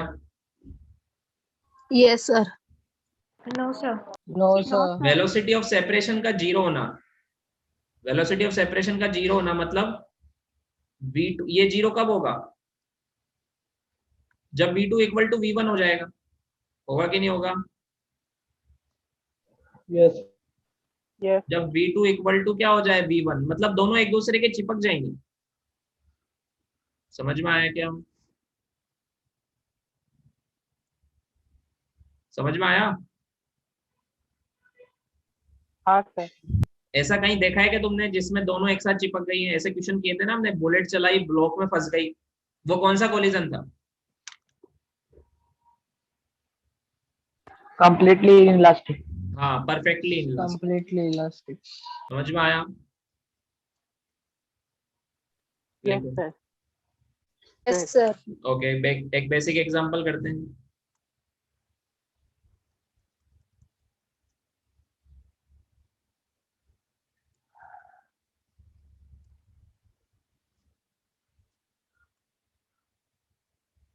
जैसे दो बॉडी है, दोनों का सेम मास लिया मैंने, ठीक है?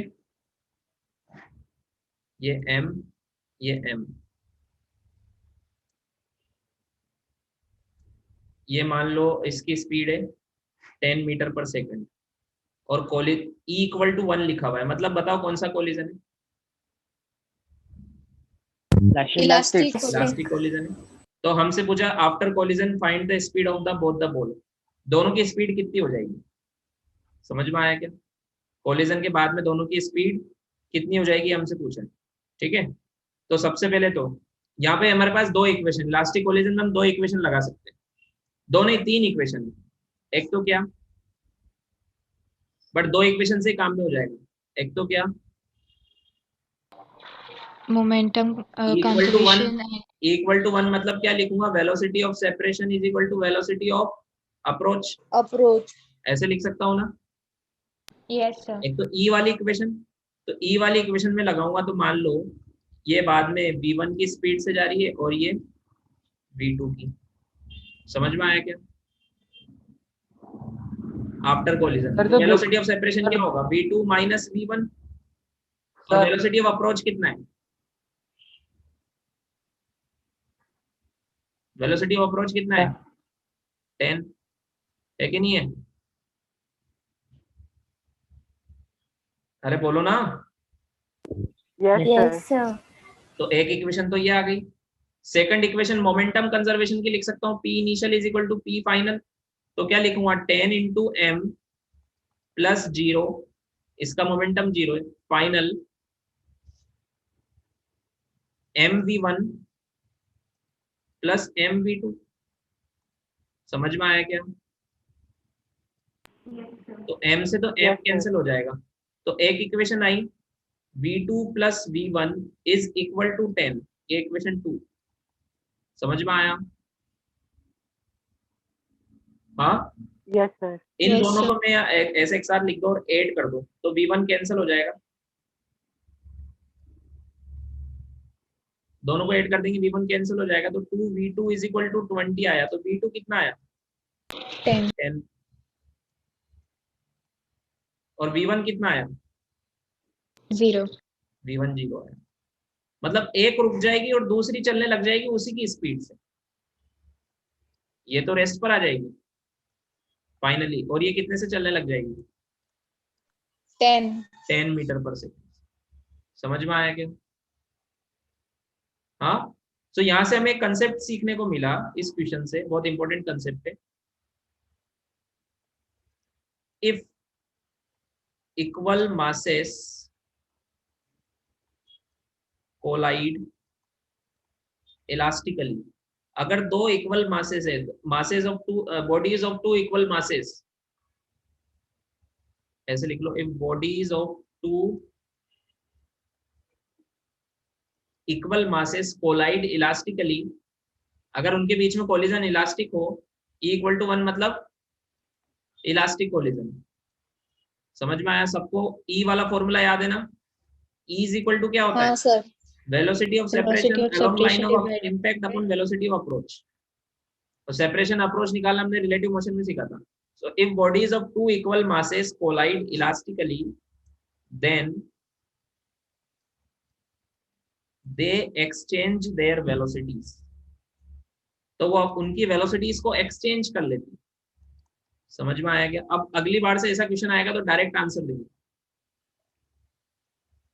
समझ में आया? देखो वेलोसिटी Yes. एक्सचेंज होगी ना, जिसकी 10 थी उसकी 0 हो गई और जिसकी 0 थी उसकी 10 हो गई। आया समझ में? Yes, sir. Yes, sir. लिखो,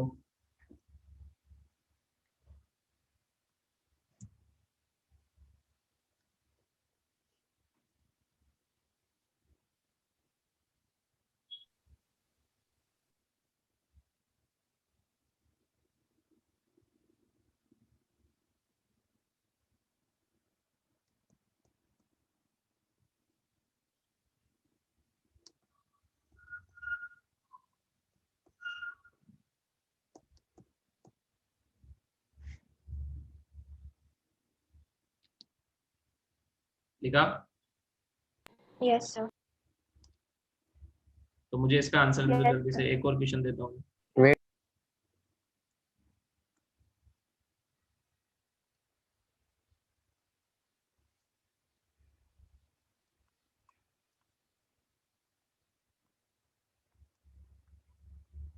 बताओ V1 V2 कितना होगा? V1 is equal to 5 meter per second और V2 3 meter per second.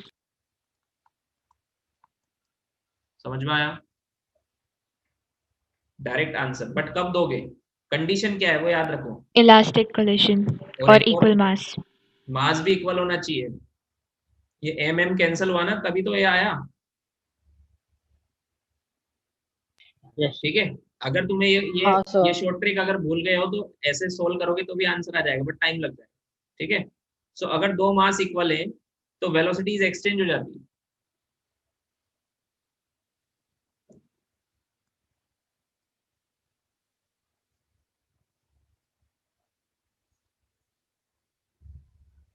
अगर मान लो इधर आ रही है 5 मीटर पर सेकंड, अब बताओ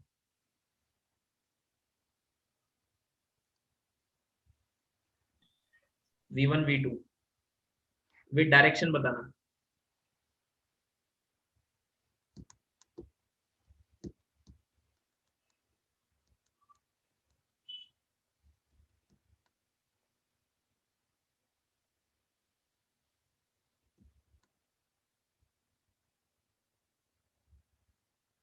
यहाँ पे क्या लिखा हमने? वेलोसिटी एक्सचेंज हो जाती है ना। वेलोसिटी मतलब मैग्नीट्यूड भी और डायरेक्शन भी दोनों एक्सचेंज होगा ना। समझ में आया? Yes, sir. तो बताओ क्या आंसर आएगा इसका और इसका? So V1 minus 5 meter per second और V2 3 meter per second. Minus का मतलब ये इधर जाएगी 5 मीटर पर सेकंड से, और वो उधर चली जाएगी 3 मीटर पर सेकंड से। समझ में आया क्या? Yes, sir. जैसे आपने कैरम खेला होगा तो उसमें देखा होगा। सर हाँ, सर ये कैसे, मतलब इसमें अपोजिट डायरेक्शन में आए तो भी वैसे ही रहेगा क्या? क्यों? एक्सचेंज हो गई ना। इसको वेलोसिटी इसकी मिल गई, देखो, और इसको इसकी मिल गई, देखो इधर। अब कैसे भी आए एक्सचेंज हो जाएगी वेलोसिटी। चाहो तो तुम फॉर्मूला लगा के कर लो, यही आंसर आएगा। V1 आएगा -5 और V2 आएगा +3। समझ में आया? आया समझ में? Yes, sir. Yes, sir. ठीक है, तो कैसे भी जा रही हो वेलोसिटीज एक्सचेंज हो जाएगी, मतलब डायरेक्शन भी एक्सचेंज होगी उसके साथ, सिर्फ मैग्नीट्यूड नहीं। ऐसा नहीं तुम इसको 5 बोल दो कि इधर जाएगा 5 से। क्यों? ये वाली 5 से इधर जा रही थी क्या? पीछे जा रही थी ना, तो अब उससे वेलोसिटी एक्सचेंज होगी तो वो भी पीछे जाएगी। समझ में आया? Yes, sir. ठीक है, ऐसे सामने से टकराई, ऐसे आ रही थी, फिर बाद में टकरा के ऐसे चली गई। ठीक है, ओके। देन इस टाइप के सर आप क्वेश्चन कैरम का कुछ बोल रहे थे। क्या बोल रहे हो? सर आप कैरम के बारे में कुछ बोल रहे हाँ, थे। मैं कैरम के बारे में बोल रहा था। कैरम की जो बोट होती है सेम मास की होती है ना, स्ट्राइकर नहीं। कैरम की जो बोट होती है जिनका मासेस सेम रहता है सबका, स्ट्राइकर का तो अलग होता है। तो एक बोट से जब दूसरी बोट को मारते हैं, तो जब एक बोट दोनों का मास सेम होता है और कोलिजन भी नियरली इलास्टिक होता है, एकदम मैं नहीं बोलूंगा इलास्टिक होता है, नियरली इलास्टिक। तो जैसे ही वो एक टकराती है, तो अगर किसी रुकी वाली बोट से टकराती है तो जो मूव करते हुए जाती है वो रुक जाती है और दूसरी चालू हो जाती है। एक्सचेंज हो जाती है वेलोसिटी। होती है नहीं होती? हाँ सर।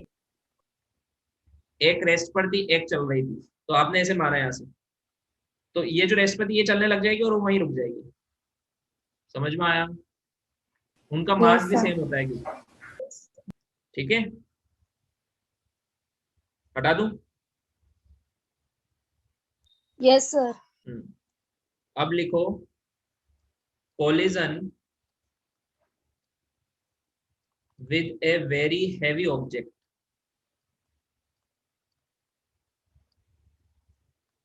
अगर बहुत बड़ा ऑब्जेक्ट हो,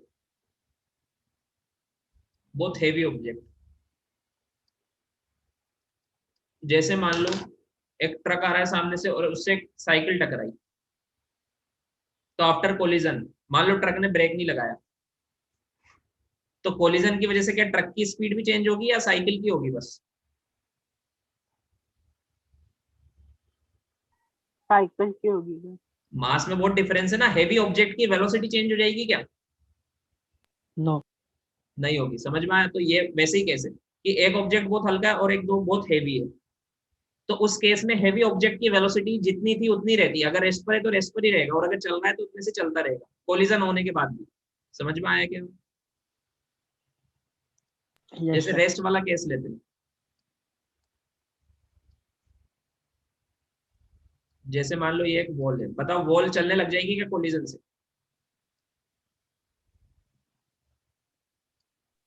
नो सर। ठीक है, ये एक वॉल है,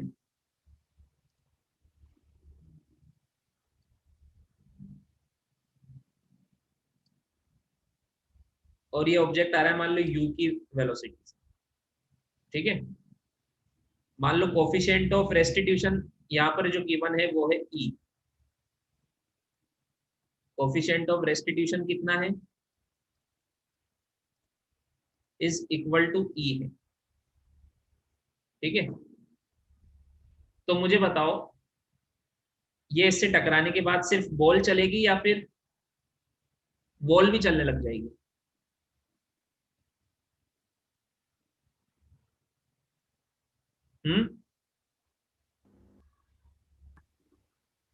सिर्फ वो बॉल। तो रेस्ट करेगा। हाँ, तो बॉल किधर चलेगी टकराने के बाद? बॉल वापस आ जाएगी ऐसे। तो हमसे पीछे। पूछा कितने से आएगी ये बताना। हमसे क्या पूछा है? ये इससे टकराने के बाद ये इधर कितने से आएगी? ठीक है, तो मुझे बताओ वेलोसिटी ऑफ अप्रोच कितना है?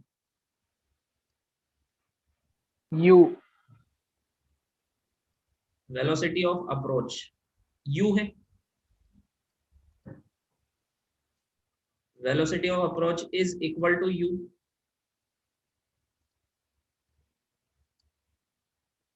ठीक है, मान लो ये v से जा रही है, तो वेलोसिटी ऑफ सेपरेशन कितना है?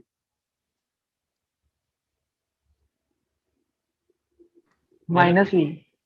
मैग्नीट्यूड वाइज बताओ, बस मैग्नीट्यूड बताना है मुझे। v we. V समझ में आया? हमें पता है e इज इक्वल टू होता है velocity of approach upon sorry velocity of separation upon velocity of approach. Velocity of separation upon velocity of approach. समझ में आया क्या? तो वेलोसिटी ऑफ सेपरेशन है v, वेलोसिटी ऑफ अप्रोच है u, तो v कितना आ गया? e मुझे गिवन था, e इंटू u। समझ में आया क्या? तो ये कितनी स्पीड से वापस आएगी? अगर u से टकराई तो eu से वापस आएगी। समझ में आया? Yes sir. मान लो अब देखो, अब e की वैल्यू कुछ भी हो सकती, e की वैल्यू 1 है तो कितने से आएगी?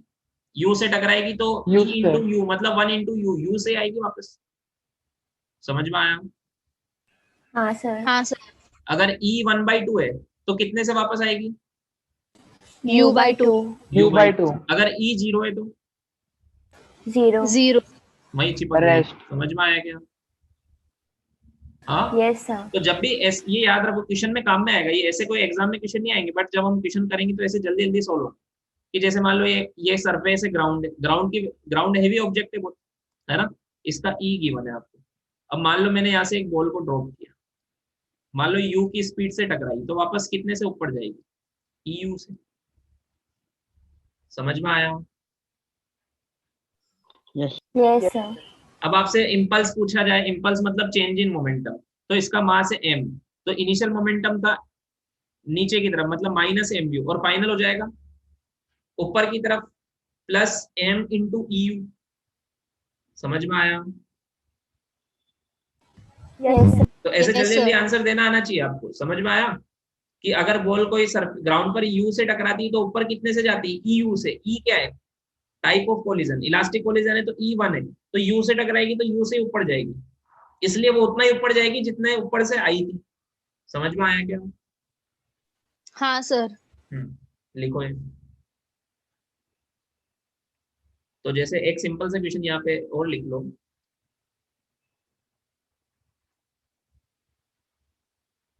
कि जैसे मान लो E इक्वल टू 0.5 है, एक बॉल को मैंने यहाँ से 10 मीटर पर सेकंड से ये ग्राउंड पर टकराएगी, जहां से छोड़ा वो 10 से नहीं है, ये स्पीड कौन सी है जो 10 से टकरा रही है, तो ऊपर आएगी तो कितने से आएगी? 5. 5। 5. समझ में आया?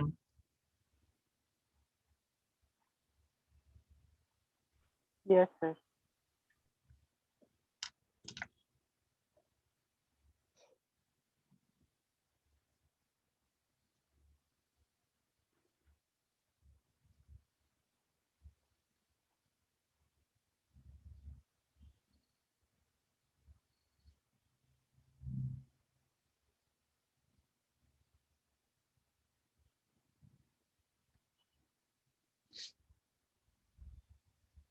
Done, sir. Done. No sir.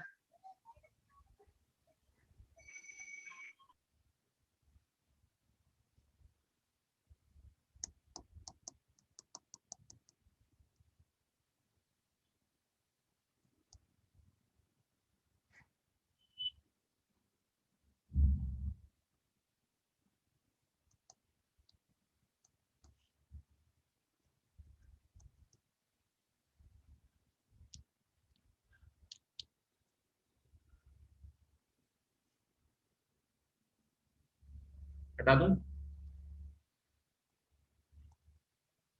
Yes, sir. No. लिखो।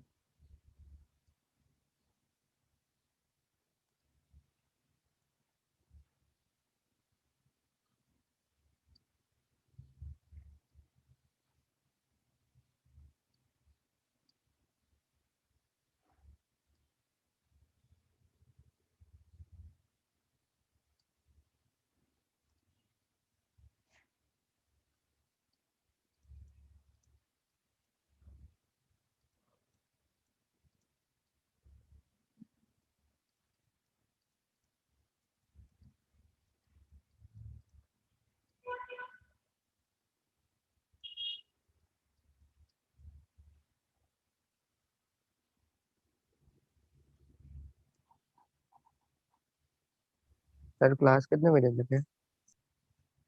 बस ये टॉपिक पूरा हो जाए।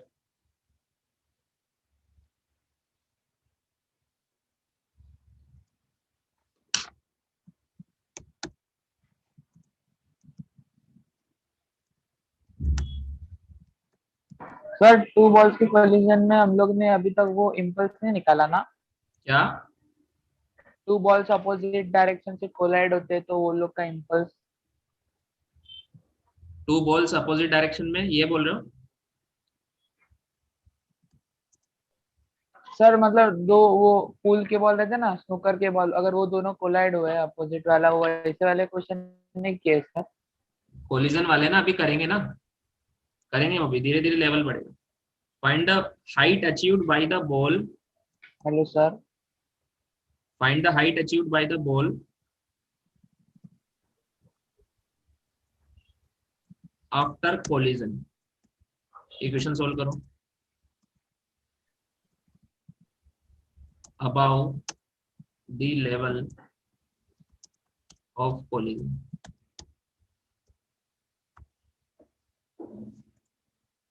Find the height achieved by the ball after collision above the level of collision.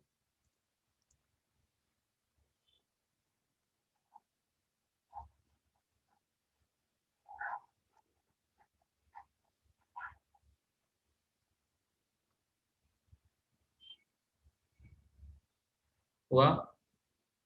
समझ में आ रहा है कैसे करना है? हाँ sir.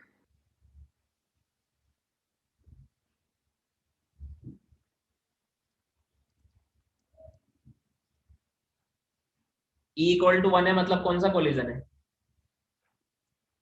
Elastic. Elastic. Last. Elastic.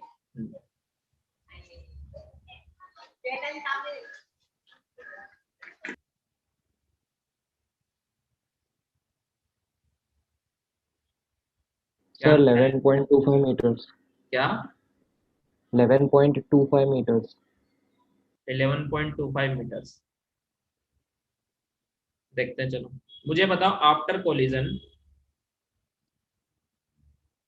क्या तुमने इसको ऐसे किया कि ये 10 से टकराई तो 10 से ऊपर जाएगी, ऐसे किया क्या? नो सर, सर वो 15 डाला वेलोसिटी ऑफ अप्रोच। क्या? वेलोसिटी ऑफ अप्रोच 15 डाला हाँ और फिर वेलोसिटी ऑफ सेपरेशन ढूंढ के किया। हाँ वो सही है। किसी को वो कंसेप्ट यहाँ नहीं लगेगा कि ये 10 से टकराया तो यू से टकराया तो EU से ऊपर जाएगा। बताओ यहाँ लगेगा क्या वो कंसेप्ट? No sir. वहां पर वो प्लेटफॉर्म रुका हुआ था, रुका रेस्ट पर था, यहाँ पर रेस्ट पर है क्या? नहीं। तो समझ में आया? तो मान लेते हैं कि ये हैवी प्लेटफॉर्म की स्पीड चेंज होगी क्या? ये तो 5 से जा रहा था, 5 से जाएगा आफ्टर कोलिजन भी। हैवी प्लेटफॉर्म जो 5 से जा रहा था वो तो 5 से जाएगा आफ्टर कोलिजन, उसकी स्पीड चेंज होगी क्या? हैवी है वो। जब भी हैवी लिखा है तो इसकी स्पीड आपको सेम ही रखनी है। समझ में आया क्या? Yes sir. अगर रेस्ट पर है तो रेस्ट पर रहेगा, अगर चल रहा है तो उतने से चलता रहेगा। इसकी स्पीड चेंज, एक ट्रक से साइकिल चेंज टकरा जाए तो ट्रक की स्पीड चेंज होगी क्या because of collision? No sir. नहीं होगी ना। होगी तो 0.00 जितनी भी होगी उसको नेग्लेक्ट कर सकते। समझ में आया क्या? अब हाँ, ये वाली बॉल की होगी, हल्की वाली बॉल की तो बहुत तेज स्पीड चेंज होगी। तो इसकी मान लो हो गई v। तो मुझे बताओ इस यहाँ पर बताओ वेलोसिटी ऑफ अप्रोच कितना था? 15। दोनों आ रहे हैं मतलब 8 हो जाएंगे दोनों की वेलोसिटी। ऐसे मत करना u1 माइनस u2 तो 10 माइनस 5 आ गया, ये तो गलत है ना। रिलेटिव वेलोसिटी सबको आता है ना? Yes sir. तो क्या लिखेंगे यहाँ? 10 माइनस ऑफ माइनस 5 तो 10 प्लस 5 15 हो जाएगा। जब दो बॉडीज एक दूसरे को अप्रोच करती है तो उनकी वेलोसिटी 8 हो जाती है। तो कितना आया? 15। यहां से वेलोसिटी ऑफ सेपरेशन बताओ, क्या लिखूं? v minus 5। वो v से जा रहा है पीछे, 5 से आ रहा है तो v माइनस 5 लिखूंगा ना? हाँ। Yes sir. और e इक्वल टू 1 है इसलिए velocity of separation is equal to velocity of approach होगा। तो v minus 5 is equal to 15 होगा। तो v इज इक्वल टू कितना होगा?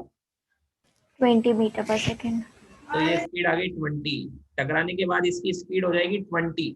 तो कितने ऊपर हाइट तक जाएगी ये? v square by 2g, 20 into 20 upon 2 into 10, 20 metre तक ऊपर जाएगी। समझ में आया क्या?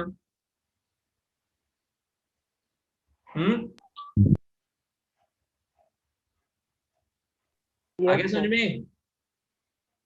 Yes sir. Yes sir. लिख लो, चलो इसका आगे नेक्स्ट क्लास में पढ़ेंगे।